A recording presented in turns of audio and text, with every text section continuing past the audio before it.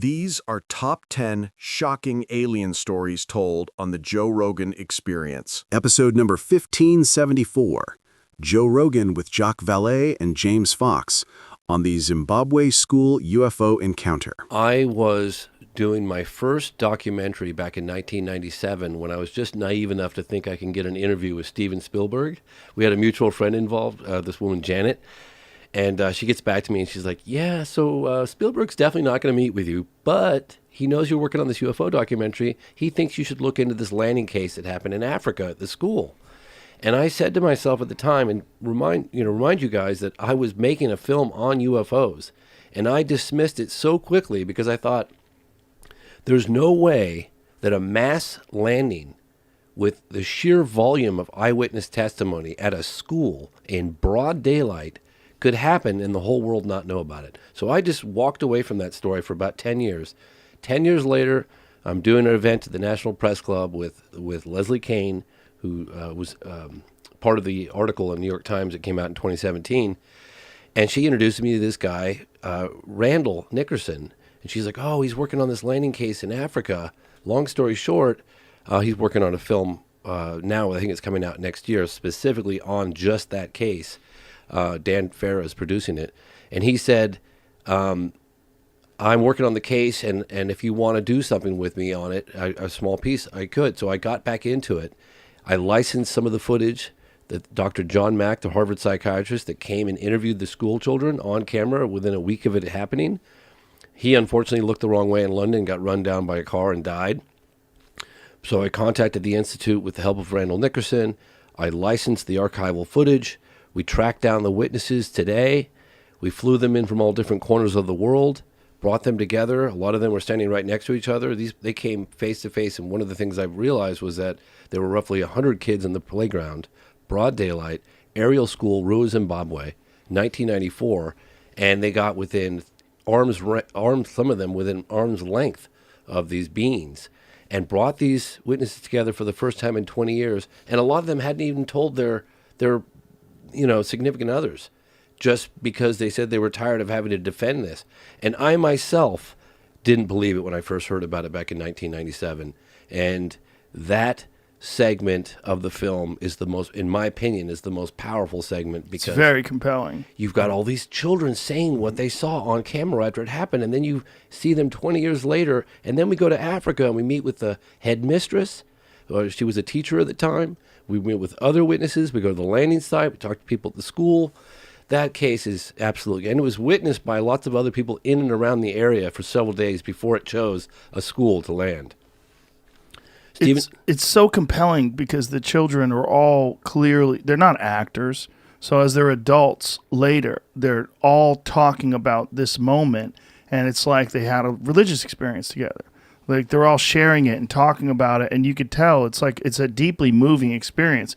If they were actors, they wouldn't have been able to do such a good job, because to convey the reality of that moment to them, to be able to have this interpretation of this event where they're all consistent in the story and they're all clearly still shook by this moment.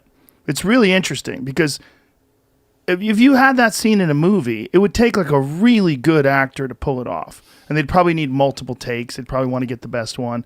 But those kids, the way they were talking about it and the way they were drawing it, you're like, wow, it really does seem like something happened to them. I know how credible that the testimony of the children is, because my partner, Rebecca, she's never had much of an interest in what I do, making documentaries on UFOs. I do other things as well, but when I was reviewing in the studio the archival interview of the children, she just dropped off a cup of coffee and she stopped and went, oh my God, those children are not lying. This is the most amazing thing I've ever seen. Because look, I ask your audience to don't take it from me.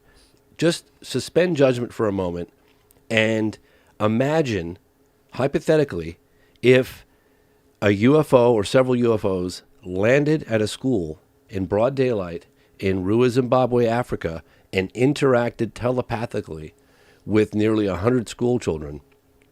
Not all of them had telepathic, but seen the incident. How significant of a story would you give that? Well, not only that, they had the same message. Yes. what the Yes. telepathic message was, that technology is a real problem. Yes. And there's things that people are doing with technology that are going to ruin the earth. Yes. And they were trying to relay this to children, which is very strange. Yes. You know, Yes. I mean, maybe they just thought they were adults because they were the same size as the aliens. I mean, do you think they knew that they were children? Do you think they understood that it was a school? I mean, this is all speculation, Yeah. right? But no, I definitely had to ask myself, look, during the production of the film, Paula Harris actually turned me on to another landing case that happened in Australia in 1966 at a school. And this time there were roughly 300 witnesses that saw a disc land right outside a playground in Australia. And we went to Australia and investigated that case, went to the landing site, talked to eyewitness testimony, people that jumped the fence at the school playground and ran over to where this thing landed. And then we even interviewed a guy who snapped a photograph of a disc, a Polaroid, back in 1966, 2 days prior to the incident. So it's very probably that we have photographic evidence, we have eyewitness testimony, and for the first time we've got testimony from a science teacher. So why do these things land at schools? It seems like, and I'm just totally speculating here, but it seems like if I were going to do that, it seems like a pretty benign environment. We have testimony from military guys that we take a fairly hostile position towards things that penetrate sensitive military installations. And, so maybe, I'm just saying maybe It's safe. Maybe it's safe. Maybe yeah, it's but we safe have and- to stop reacting to intrusions by UFOs as a threat. I mean, that's the whole thing behind this new task force. And as much as I respect, the task force, my colleagues and I want to cooperate with them to the extent that we can bring information or resources to what they do. But there is more. This should not be looked at specifically as a threat. I mean, with the phenomena that we observe, I mean, if they wanted to blow up those F-18s, they could do it, okay? Obviously, that's not what it's all about. And this idea of just labeling it all as a threat because it's unknown, that's a wrong idea. 90% of the information comes from the public, comes from children, and very, very little of it is made up. In France, I mean, the data we get, at the French Space Agency comes through channels where if people reported something that's found to be untrue, they're going to be called by the police. Episode number 2138. Joe Rogan and Tucker Carlson on UFOs. 1597. Joe Rogan and Travis Walton revisit one of history's most famous alien abductions. So, what do you remember from that moment on? When I regained consciousness, it wasn't real quick. It wasn't real walking right up.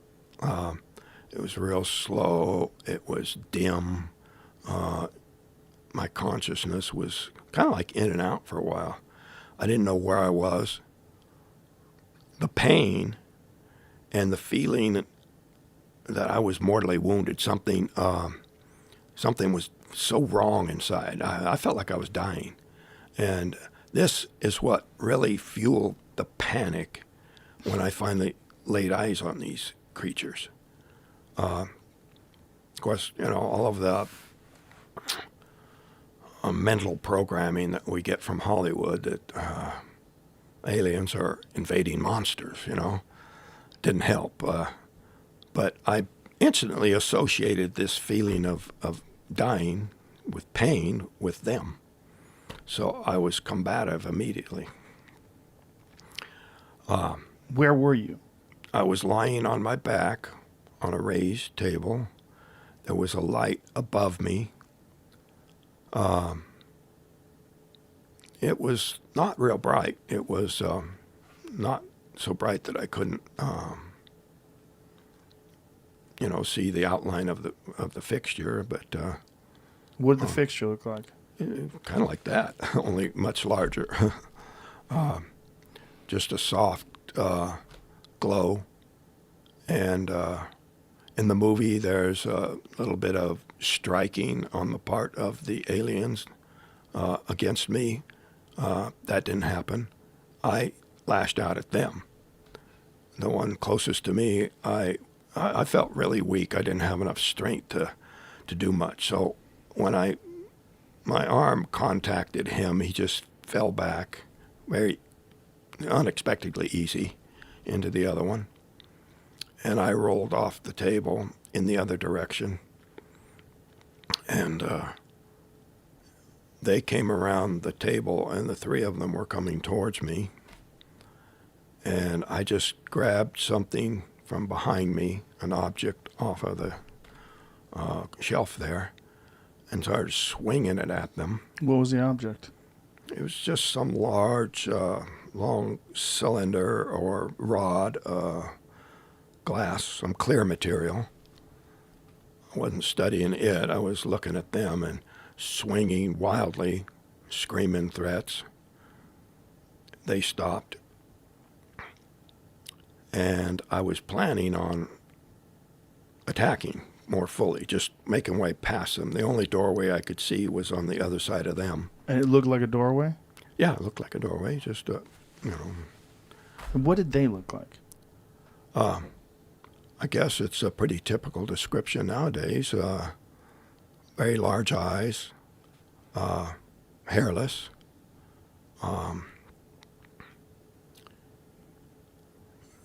two eyes, nose, mouth. I didn't see them speak or no change in the expressions.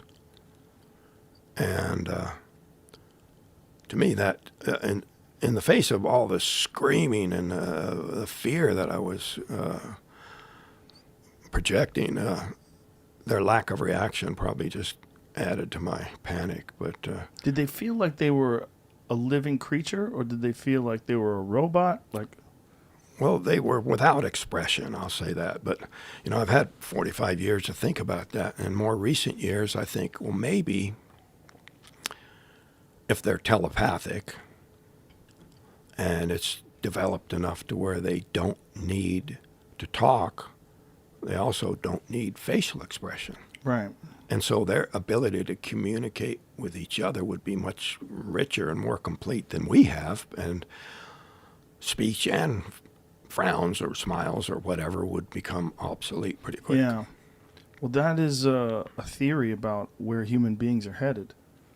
If we continue to evolve, that we will one day reach this point where the biological limitations of our monkey bodies will slowly start to fade away, and we'll have different abilities to Well, communicate. why would we need to frown or Yeah. smile if you can save much more?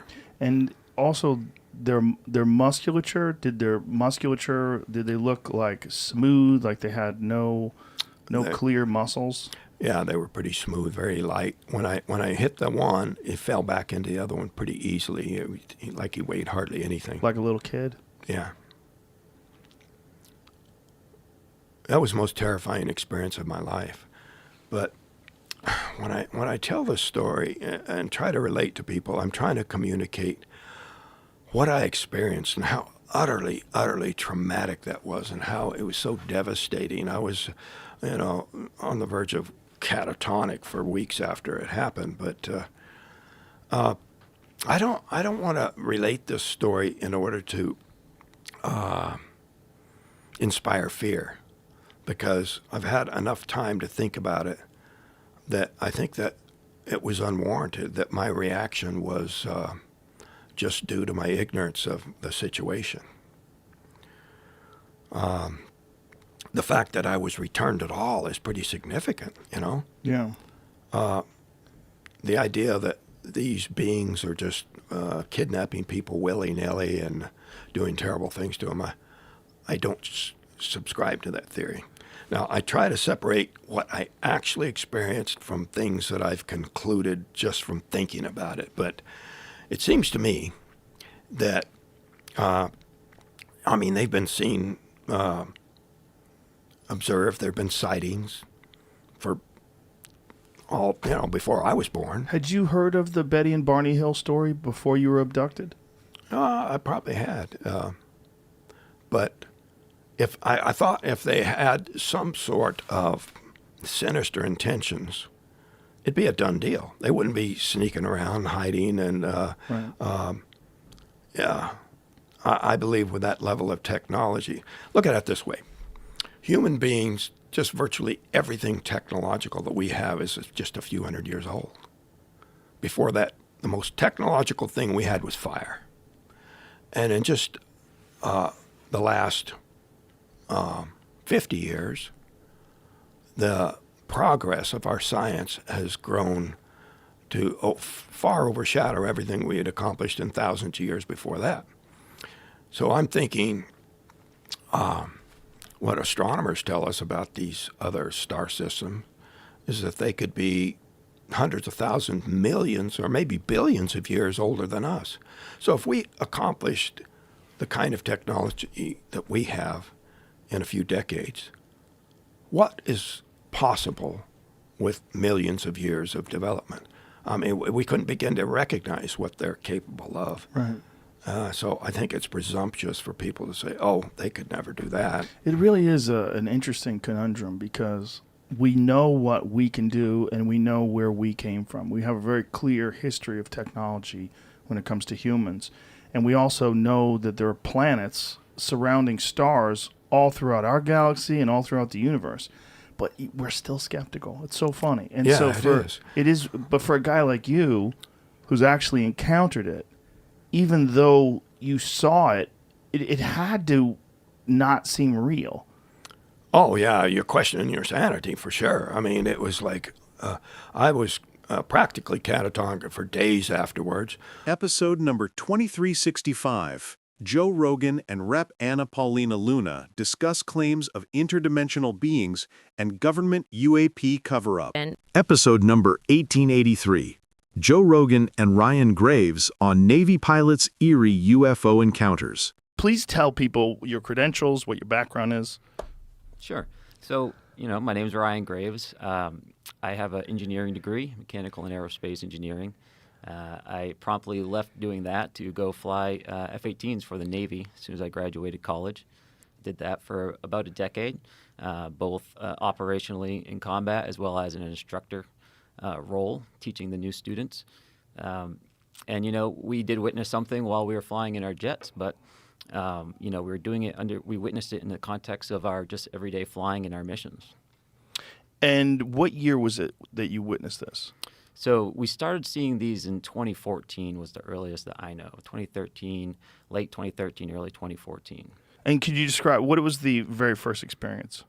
Yeah, so for me personally, the experience was simply just flying out to the area like I would any other day. And instead of seeing an empty airspace with just my wing person or another squadron doing something a different block, there were all of a sudden a lot of different radar contacts. Which is immediately a problem because, we could be hitting one of those or someone working in our area. And this was happening because we upgraded our radar the best we could tell.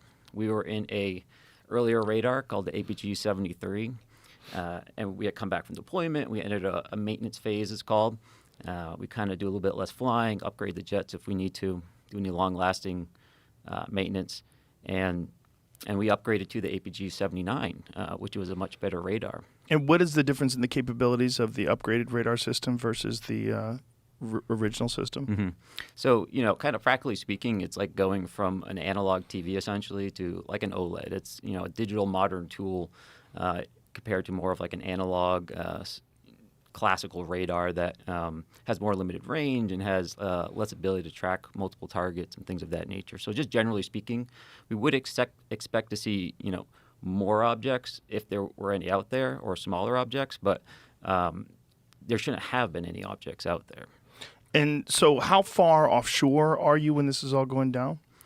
Our working areas start about 10 miles off the coast, and then it goes out 100 or 250 miles or so, though we don't usually use those far eastern areas. But we would only see them over the water. So they would really only be in our working areas, maybe slightly, in between the working area and land, but never over the land. Sometimes over the bays that are in the area that are quite large, but never just kind of zooming west over land or anything like that. And is this restricted airspace? It's not. So that's a tricky question. For us operating in a military operating area, it is not restricted in the sense that you have to be there's only one person allowed in there. You could have these little Cessnas kind of bumbling in there, but they would get called out pretty quick, both from the kind of air traffic control agency that's working out there, as well as the F-18s and the other aircraft that may be working out there. But in a broader sense, when we look at it in relation to our air defense identification zone, which is essentially a band of airspace that surrounds our entire country, if your flight path originates out over the water outside of that ADIZ and you proceed into that ADIZ, into our controlled airspace, then you do have to essentially have permission to enter that airspace. It's not a restricted airspace like a traditional bombing range, but it is protected airspace. It's our coastal air. So you have this upgraded radar system, and what are you detecting? So on the radar, really what we can learn from that is essentially the kinematics of the object. So where is it essentially, and what direction is it going, how fast is it going, things of that nature. We can't necessarily make out the shape or things of that nature. So it's a representation. It's like a block on our screen to show that information. And so when we see that on our radar, we can tell, where it's located, perhaps what's located around it if there's other objects we're detecting, how fast it's going, what direction it's pointed in, what direction it's traveling in. So we call that velocity vector. So if we see this essentially little circle, have a tail coming off of it. And that tail kind of represents the nose of the vehicle, at least as its flight path is going. And so with that, we would typically see an aircraft just kind of trudging along with a straight line, taking occasional turns. But these objects had a little bit more of a, I don't want to say random, but more less controlled flight path. That velocity vector would kind of jump around a bit more. They would not proceed in like a perfectly straight line as you would imagine like a flight navigation computer would take you, right? It takes you from A to B in the straightest line possible. These objects seem to kind of be moving in a direction that was not a straight line, but generally proceeding in that direction. And so they would kind of be meandering slightly, but moving in that general direction, both three-dimensionally and horizontally. So winding around, going up, going down. Mm-hmm. So they're not on a flat plane, and they're not going in a straight line. So I don't want to draw too many firm statements like that because we would see them being flat, too. We'd see them perfectly stationary up there, regardless of the wind. Really? Mm-hmm. Yep. Wow. So what kind of wind are you talking about? Oh, gosh. I mean, at altitude, you can have anywhere up to 100, 120 knots of airspeed. What is that in miles per hour? It's about 100, 130, 140 miles an hour. So they're completely stationary with 140 mile an hour wind? Correct. How would something do that? It's confusing to me as well. Even if we had something that could just burn that much energy, right? Like if you had a sphere surrounded by little rockets, right? Just imagining something right now. Okay. And if you wanted to keep that perfectly stationary, right, against gravity, you could just fire all the rockets at the bottom really fast and hopefully keep it flat, right? Right. It's going to have tiny little variations. And then if you have wind hitting it and all this, you could potentially have those rockets try to counter it, but it would never be perfectly still in winds like that. Because the wind's not perfectly still either, right? Exactly. It changes and varies. It does. So it's almost like it's the wind. It's not even really fighting the wind, it seems. It just seems like it's just there in a way. Wow. So the first time you see these things, what are your thoughts? Yeah, the first time really was, well, what is this, right? It's not a UFO or something mysterious at this point. It's at what we're thinking at this point we see on the radar is just, well, our radar is broken, right? These perhaps don't represent physical objects yet because we hadn't, visually seen these or seen them on our camera yet. And so, we kind of like, hey, what's going on here? Is anyone else seeing this kind of thing? But not really like investigating it, right? It's just kind of like, all right, there was stuff out there, but maybe next time we'll take a look. But the way our systems work, when we have all these contacts on our radar, and if we kind of just select one out with our little cursor there, all our sensors go to it. Our FLIR goes to it, which is our camera system.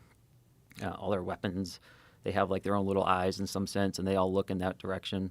And so eventually, someone had one of these selected and flew close enough so that as they look at their FLIR system, their camera, they could see something that was at the spot represented on the radar, right? So there was something there. So they were seeing it visually with their own eyes? Not at this point, just on the FLIR system. The FLIR system. And so that's it's a regular camera and also an infrared camera. And so typically we'll roll around in infrared just because it returns a better image typically. So yeah, it didn't look like an object they were seeing on the FLIR. It just looked like a source of IR energy in a sense, almost as if someone was shining a flashlight. But something had to be there to be reflecting that energy or creating it. So at this point, to answer your question, now we're like, okay, this isn't just an error in our radar. This is perhaps, we're thinking this is real. We have to really respect this as like a safety hazard now. Even if it's just a small, however small ribbon of tinfoil, right? Like that suck down the engine can still take out an aircraft, right? So we have to be very respectful of that. Like a Mylar balloon type thing? Potentially, right? Yeah. But how fast are these things going? So sometimes stationary, right? Sometimes they would be going around 0.6 to 0.8 Mach, which is at altitude about, 240 to maybe 330 knots, around there. So somewhere in the range of an airplane. Yeah, a fighter aircraft would be kind of flying around at those airspeeds, except sometimes they would be perfectly stationary as well. Right. So it's not exhibiting any sort of patterns that you've recognized in the past. No, they have actually. So, But although with the stationary, no, right? correct with the stationary, no. With the meandering kind of flight path, no. But I would also see them essentially fly what we call a racetrack pattern, and essentially what that means is they fly in a straight path, and then they do like a 180-degree turn in a certain direction. Then they fly a straight path, then turn again. So that's what we call a racetrack pattern as opposed to a circular holding pattern. We did witness racetrack patterns. In fact, I think there's been some cases off the West Coast just the past couple of weeks where people have also been observing objects flying in racetrack patterns high at altitude with lights. So I do recognize that behavior, but I don't necessarily think that means we have to attribute it to normal behavior necessarily. That type of flight path is important because it's a very efficient way to fly, right? If you have to maintain the position in a certain area, you want to minimize how much you're turning. Because anytime you're turning in an aircraft, you're using more energy than if you were just flying straight and level. And so by having that racetrack pattern, it's an efficient way of holding in a position by maximizing straight and level time and minimizing your turn time. And how long would these things stay up there for? So from our experience, and again, we weren't studying these, but they were always out there. They were Always. out there when we took off, we'd see them, and then we go to land, they would still be out there. Like every day? Every day. Every day? Every day. So you guys go from not having any idea that these things are out there to an upgraded radar system to seeing them every day. Yep. What is the thought? Like, how are you feeling when these, is there an evolution of the thought pattern of how you're addressing these things and thinking about them? Initially, you're thinking they're errors. When do you start getting a thought that, what the fuck is this thing? Yeah. So that happened when we visually saw one. And the first time we visually saw one, the object was directly at what we call the entry point of the area. So, that box that I told you about in the sky that starts 10 miles off the coast, there's a particular GPS, location and altitude where incoming traffic will fly in and outbound traffic will fly in the exact same spot, but will fly out 1,000 feet lower. There were two aircraft from my squadron, VFA 11, and they flew, took off as a flight of two. That means they're essentially flying in a formation like this. And as they hit the area, one of these objects went right between the aircraft. The lead air crew saw the object. The Dash 2 aircraft crew did not, which is not surprising because they're usually, you're very focused on flying formation. You're just staring right at that aircraft. The lead really has actual leeway to look around. So he saw it, and, he immediately came back. I have to assume he didn't have it on his radar because he wouldn't have flown through this object at the entrance point. He turned around, flew back, landed, and I was in the ready room when he come back, and he had all his gear on, which typically is not a good thing because you want to get that stuff off as fast as possible. So usually means there's a problem of some nature, and he was just sitting there saying, "Hey, I almost hit one of those damn things." And we all knew what he was referring to, even though we didn't necessarily have a name for it, just because we were seeing these so much. And he described it. He described it just as a black or dark gray cube. and that cube was inside of a clear translucent sphere. And essentially the apex or the corners of that cube, best he could tell, were touching that inside of that sphere. And that description mirrors many of the descriptions that people have had of these, whatever you want to call them. Whether they're calling them UAPs now for some strange reason. UFOs is I don't know, does it have a dirty connotation to it? And is it tainted because of so many crazy people talk about UFOs? Is that what it is? It does come with a lot of assumptions baked in. It baked in. That's, yeah. So that's something, but whatever it is, that is a design that people have reported seeing before. That this translucent sphere and this cube, can you see through the cube? Not to my understanding, no. So it's some sort of solid black cube that's inside this translucent sphere. Mm-hmm. And it's just floating around and flying around the sky. So, that's a good point. Is it floating around? Is it flying around? It's doing both, which is strange, right? Because you could think of that description and go, okay, that's kind of some kind of weird balloon maybe with stuff in it. And that's certainly, one way. If you just view that angle of it, then it seems explainable. But when that, the balloon-like object starts cruising down at, 0.8 Mach, that nullifies that particular idea. And you'll see that a lot where it's not just like that one picture, that one behavior. It's really, you kind of have to zoom out a bit and look at everything in relation to each other and say, okay, why is this weird? Okay, it was hanging out in a racetrack pattern. That's not exotic. But when you learn it was doing it for, perhaps 13 hours. 13 hours? Perhaps they were out there all the time, So, I land and I go back. And we weren't on a Intel mission to analyze these, right? We're going to do our training. It's very expensive, $30K an hour to fly these things, right? So really the only time we can put energy into looking at these things is when we're kind of transiting back and forth or waiting for a fight to start.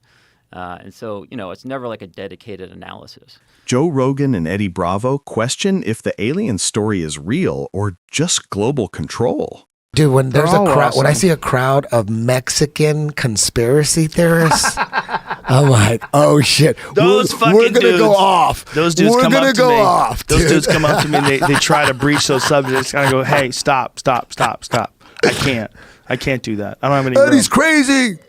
They don't want to talk. You should really listen to Eddie about the people that make tunnels under the earth. I'm like, hey, bro, I gotta go home. I got a yoga class at 8:30. I like when people come up to me. I got people coming up to me and they're like, all alien. They still think I'm the 2005 dude, where I'm all like balls deep in aliens. They come in and go, "Fuck, you've evolved. Aliens have like been. We've evolved from aliens in the whole Anunnaki story." Mm-hmm. Man, it's hard for. They're so into it, and it's like, how do I tell this guy that I don't believe in this shit no more? It's like sometimes when I had a guy the other night, I was just like, I'm not even gonna say nothing no more because it's fucking aliens. Our DNA was split, dude, from the fucking Anunnaki, missing man. link, and bro. then boom, we're half monkey. Do you remember you and me? Like, oh no! Remember you and me in like 2000, hanging out at your fucking Yeah, we guest were all house, into it. doing bong hits and watching documentaries. Yeah, all that shit.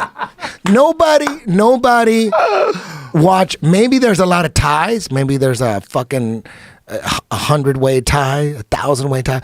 But it's very hard to watch more space documentaries than me and you do. Come on, dude. Real space Dude. documentaries too, not just alien Dude, ones. we would just sit there and there's like 12 parts to like this BBC universe. Do you remember that giant alien bong that I had? That like yellow fish bong? Red Band has that thing. Nobody was into space and aliens more than us. No. Dude. You had that fucking Roswell poster on the newspaper clip. Still have it. Dude, we were balls deep in that shit. Let me tell you something, man. It got fired up when I watched that Bob Lazar documentary. Yeah. When Bob Lazar was saying things in the 1990s that became true in the 2000 teens, in terms of like Element 115, that they had this thing that they could propel these spaceships with, and they were saying there's no such thing. He's like, there's a thing. They have it. It's from another planet. He explained the propulsion system. He explained all this stuff. It sounds like such nonsense. But I then believe Bob now, Lazar believes all that shit. I believe he But you don't does. believe it's true? I believe he's set up. They let him talk too much. Like, how are they going to let him do Netflix and they're going to come on JRE? They're going to let him go on Larry King. Again, Eddie Bravo with the 3D chest. They want him to do that. If you're on Netflix, the deep state wants you on Netflix. So it's a good thing. It's a good thing to, I think he believes it, you know, just like William Cooper. I think he figured out he got set up. They were trying to get him to believe that alien spacecraft were recovered and all that. Because his job at the Office of Naval Intelligence, William Cooper, he wrote Behold a Pale Horse. He wrote that book. He's like probably considered the Helio Gracie of conspiracy theories, William Cooper. He was in charge of putting together the documents for these top secret Office of Naval Intelligence meetings, and he was reading them and going, wasn't he killed in a shootout? They shot his ass, dude. But he was killed in a shootout, like in front of his house. He was talking too much. He predicted Osama bin Laden before 9/11. I don't know if you know this. There's video on YouTube. You can watch this. William Cooper said, but you know, there's going to be an attack. He goes about space, about like bases on the moon where aliens had bases on the moon. He evolved. You got to follow the timeline. Sort of like you're not into aliens anymore, and now he's a big part of it. He's a big part of it. Of what? He's a big part of me going, because he is the one who opened my eyes to the fact that he thought he was being set up into, he thought they're trying to get us to believe in aliens so they could fake an alien attack, so that'll usher in the New World Order. Because what happens if the aliens attack? We all unite. And all the movies, you see them in the movies like, oh, they're attacking, let's call China. China's got this new thing, and the Russia, and then we're all together, we all unite.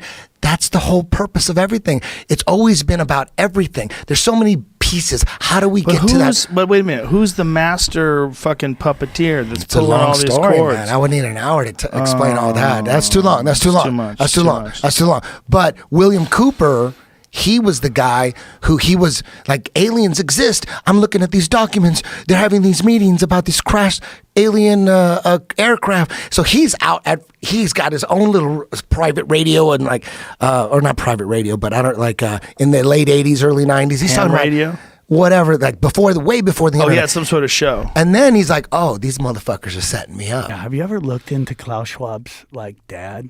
No. Have you ever heard of New Schwabenland?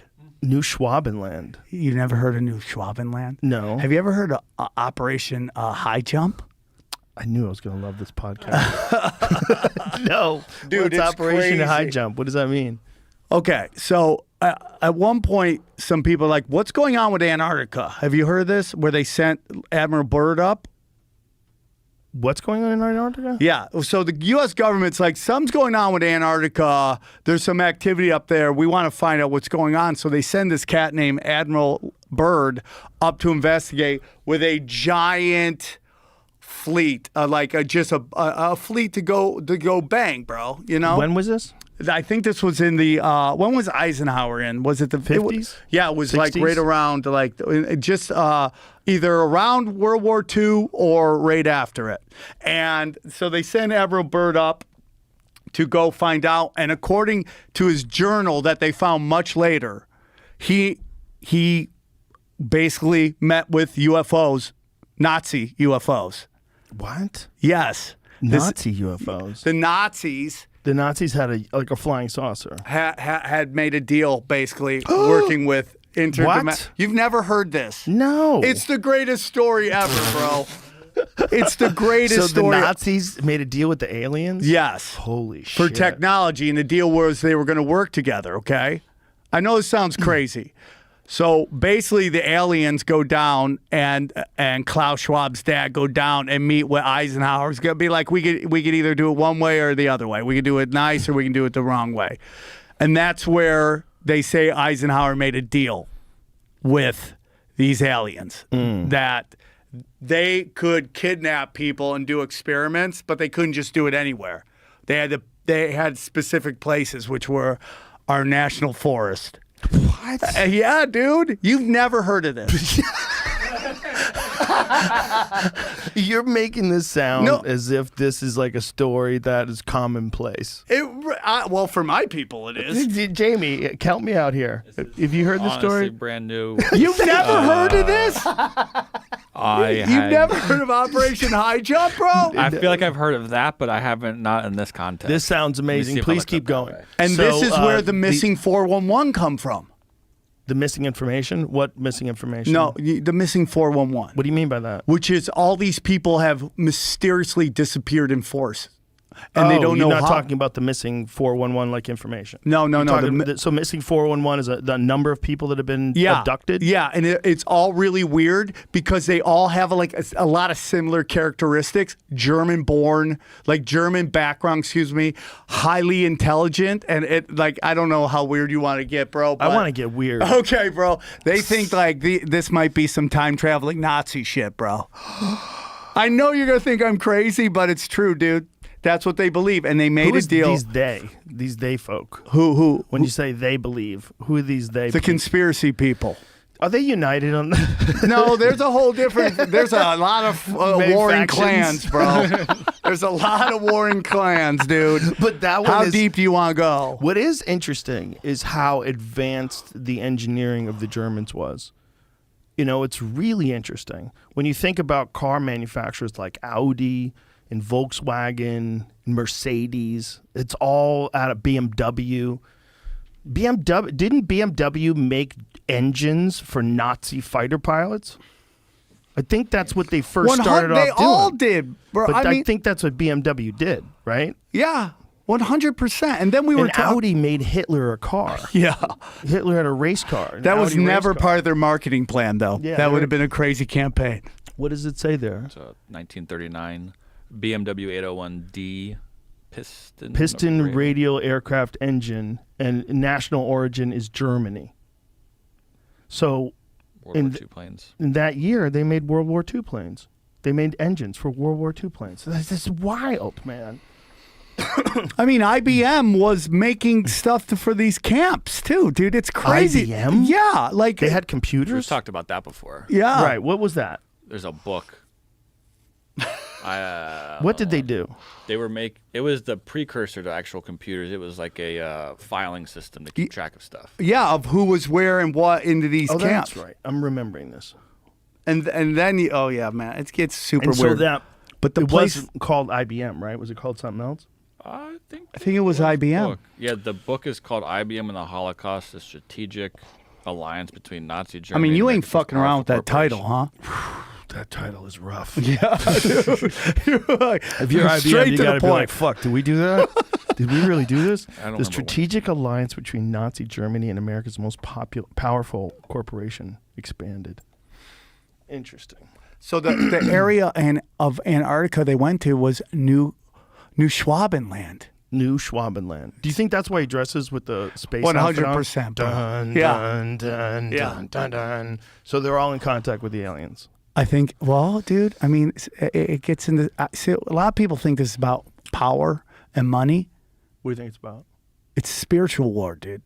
These people got all the money and all the power. They got more than they could ever want. I think they want complete control. But that gets into spirituality, not just complete control, but lowering your vibration and jacking your loosh.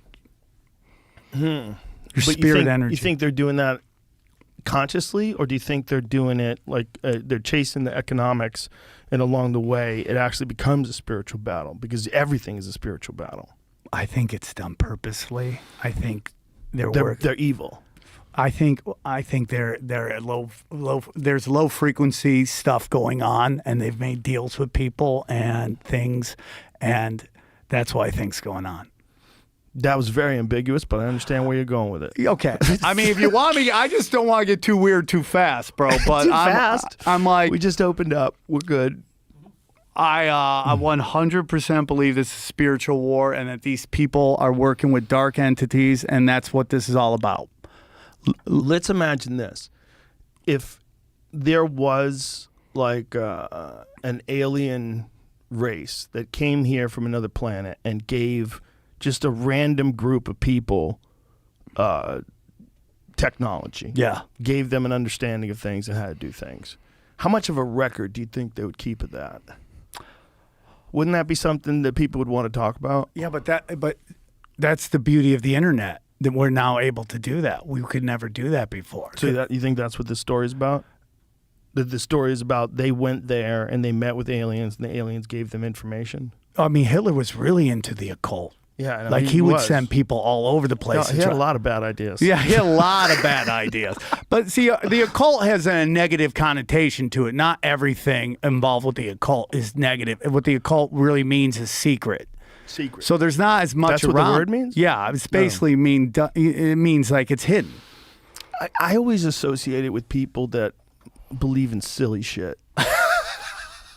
When someone starts talking about the occult, I'm always like, how do you feel about ghosts? You know, how do you feel about, like, when people start talking about, like, dark magic, I'm like, for real? You sure? I believe in that there's some energy manipulation, but I don't disbelieve.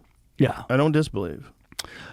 Listen, I don't know what's going on. I just kind of read stuff and I'm like, how does this fit into the puzzle, right? How does this fit into the jigsaw of life?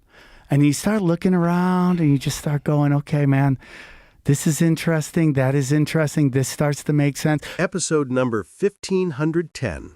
Joe Rogan, Jeremy Corbell, and George Knapp uncover claims of a live alien hidden at Area 51. It is the ultimate who knows question, but goddamn, I wish more people from S4 would come forth.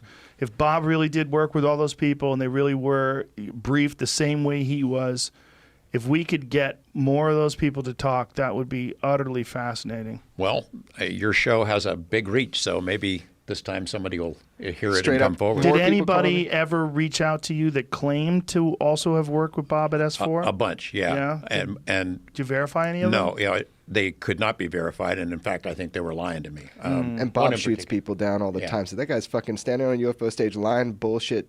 I mean, you know, so Right. no, he hasn't even. He was hoping one other employee would. However, I have had people that work at Area 51 confirm parts of Bob's story. One in particular saw him coming off the or he says he saw him coming off the Janet flights. I said, will you go on record with me that you met Bob there on the tarmac? No. Why? Everything we did there was confidential. We couldn't even tell our wives.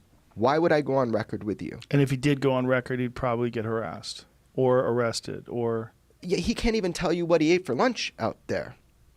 You know, that so, and one of the guys I was real excited to talk with just recently passed away. He actually started the bar that was at Area 51. So everybody told the bartender stuff. He started as a flower fund because no one would send flowers to wives when people died out there. But my point is, people have come forward to George, to me. A lot of people are lying, but it adds up over time, man. I got more than 24 people who have come to me with bits and pieces of the story, who had worked out at Area 51 that I confirmed were out there. Security people who had seen a disc under a tarp in a hangar. Different people had worked there at different times, 50s, 60s, 70s, and 80s, who had little pieces of the story, not to confirm Bob. And then there was one that I pursued. I don't know if you want to keep going on this, but sure. I had pursued this guy. I was trying to find in the early 90s people who were in a position to know about what goes on out there, and I found one. And he had been active in the nuclear weapons program. He had worked for EG&G. He had EG&G had the contract to manage Area 51 from the beginning, all the way through the first 30 or 40 years of it. And so I started basically stalking the guy. One of his sons was a state senator, and he had told me, he confided to me, that you got to ask my dad about UFOs and aliens. And another son had been an FBI agent. So I stalked the guy, introduced myself. There were a couple of public events where I would just show up. And he finally got confident enough in me to invite me to his home. And he gets out these scrapbooks, and he's showing me these stories and clippings and photos from the nuclear weapons program. And I'm watching and taking notes and stuff. And suddenly he closes the book and he goes, "You're not here to talk about this nuclear weapons, are you?" I said, "No, not really." And his wife walks in and she says, "Oh, you're not going to tell him that stuff, are you?" And then he started telling me. And then over the course of 2 years, I would meet with him, have a cup of coffee somewhere. I couldn't take notes. I couldn't record anything, but he told me the story. Now, this guy actually is someone that you've had reference to on your show. Remember Annie Jacobson, her book about Area 51? Yeah. Well, it's the same guy, but the story that he told me was different than what he told her. He said that they eventually told me that they had a live alien out there, that I could not go public with this until after he died, that they had craft, that it was in a special spot. Originally, it was at Indian Springs, which is now Creech Air Force Base, and then it was moved to Area 51 when 51 became active. And then there was a very small group that tried to analyze this stuff. They didn't know where it was from. They didn't know how we obtained it. He said this thing was alive, and that they eventually were able to communicate with us, and told me that he was going to make a videotape and he was going to make it available so that after he died, I could have it. Well, suddenly, 2 or 3 years later, he totally changes his story. What had happened was there was a congressional investigator. His name was Richard D'Amato, and he worked for Senator Robert Byrd, and he oversaw black budget projects. And he got onto this UFO story from Whitley Strieber. And so he was assigned, find out what the deal is. So he went around the country, talked to different researchers, and came to me and wanted to know about Area 51 and Lazar. So I told him a story, and I told him about this guy. And he got permission for this guy to violate his security oaths and talk to him about it. And they had multiple conversations, and they went to the founders of EG&G, the company, and it became a dead end. But after that congressional inquiry, this guy completely changed his tune. So he made up this story, which is the one that you heard from Andy Jacobson, that what crashed at Roswell was a Russian technology, Nazi technology, flown by the Russians, containing little concentration camp victims who'd been experimented on by Dr. Mengele. Completely ridiculous, story. But I think he got scared. He was a real guy in a real position to know, and had shared with his family some of this information. I think the story that he told me was legit. But if he made the tape, which I think he did, I didn't get it. How much time has been wasted talking about bullshit in this subject? Centuries.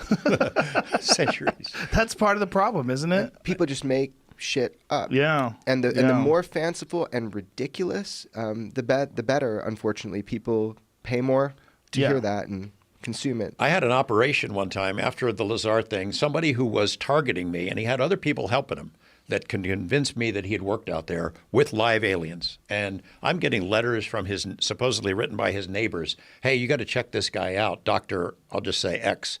He was taken away by armed security in the middle of the night. I think he has something to do with aliens. And from out of the blue, then suddenly I am at a planetarium event, and I'm going to speak about UFOs at some event at this community college. And the guy shows up in a men's room. Hey, my name is Dr. X. Standing there at the urinal. You're not doing a story about me, are you? So no, who are you? What? This was a concerted effort to get me to believe that he had worked out there. And it went on for a couple of years. And of course, it was complete bullshit. When I finally did dig into his background, I was able to document where he had worked and what he'd been doing through most of his life. And it was just like a fantasy role-playing thing. At least I hope it was. Episode number 1210. Joe Rogan and Tom Papa joke about Oumuamua, the asteroid Harvard scientists think might be an... But he's so good. Yeah. He's so good in everything. He looks so young there. Oh, he was, man. Man, oh, man. What a fucking movie this was, because I wanted to believe so bad after this movie. Yeah. I so wanted to believe. They got me. Hey, did you talk about that? Spielberg. Did you talk about that alien craft that came into our... What happened? Into our galaxy? It did? The one with the Hawaiian name? Oh, so it's over. You didn't hear about that one? The one that looks like a joint? Yeah, it looks or a big piece of poo. Yeah, that's just a rock, the big right? duty copter. It's just a weird rock, I think. No, they said that some legit people said that it changed speed and went in different directions. Oh, legit people. Legit people. Oh, scientists. Oh, them guys said that it was. It could be something. Could be. What does Neil deGrasse say about it? He's not talking right now. Yeah, he's in a little bit of a kerfuffle. Kerfuffle. What's this, Jamie? This thing right here. Yeah. Harvard scientists say aliens may explain bizarre interstellar object. Yeah, I saw that, and then I saw someone refuting that Harvard scientists. Harvard. Nobody wants to believe more than me, bro. Come on, Joe. It's real. Well, if I was going to mask my spaceship to fly through the galaxy, I would definitely make it look like a big rock. Yeah, like a big asteroid. Right. Why wouldn't you? Driving through space. Maybe if they were like, look, if we just make this thing drive by them and don't change speeds, they'll have no idea. Just think we're an asteroid, and they'll be psyched that we missed them. Like, yeah, good call. And the guy's like, left turn! Someone just hits the gas. I'm tired. I don't want to, it's fucking taking too long. What'd Like, you he do, just decides, Dave? What? Dave, you got it. The fucking cops are behind us, Dave. Shit. God damn it, Dave. You're not supposed to just take off. I told you. 65, you fuck. Let's start throwing this weed out the window. Why would it be so hard to believe? A space rock traveling through space. That would be the move, right? I mean, if they're so advanced that they can travel through galaxies, they can make the shit look like anything they want it to. Yeah. Why wouldn't you doll it up? Radiation pressure. The only thing that I would accelerating think, though, force. would be, well, there's no air in space, right? So it wouldn't be aerodynamics. What would it be, momentum? No, go down a little bit. I think it answers your question. If radiation pressure is the accelerating force, then Omomama represents a new class of thin interstellar material. Whoa. It has a different thing that it's using for energy. What? As to what may have produced this previously unseen material, it could have emerged naturally from the debris of the planet-forming disk in a distant solar system going through yet an unknown process. They've got a whole nother way to make... We went from Toyota Corollas to this thing. Jesus Christ.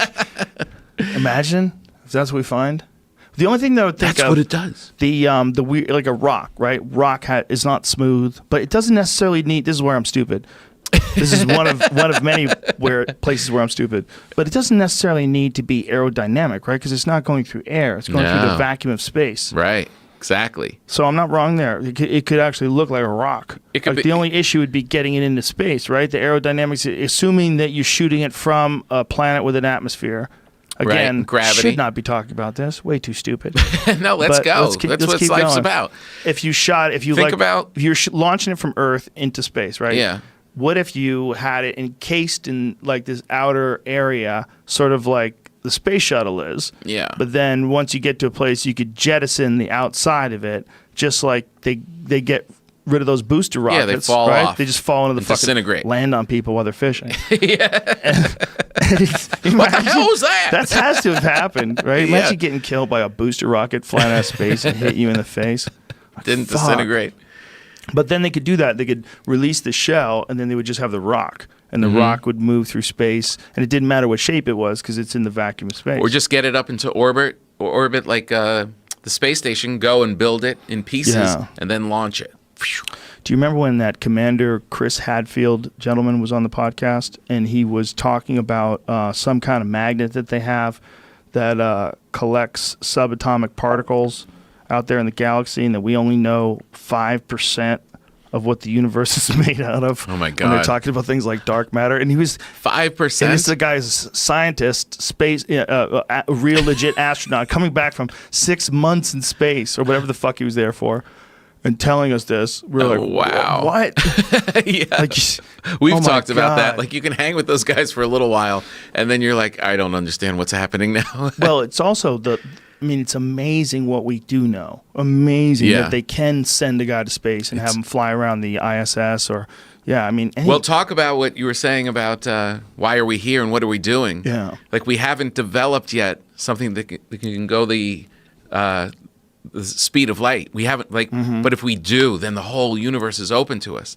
Maybe that's what it is. Maybe the struggle of developing all this stuff is to get to a scientific level where we can really go. I don't think they think the speed of light is even good enough. Really? Yeah. God damn it. That was my goal. I think that, if you wanted to have options available as to what planet you're going to colonize, you're going to have to, who knows, what if you land on a planet?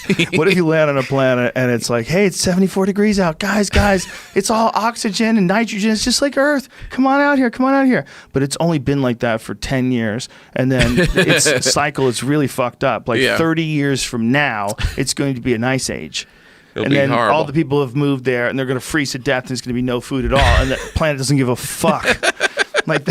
That is all our science led us to that. I don't even know if we can predict. Here's my question.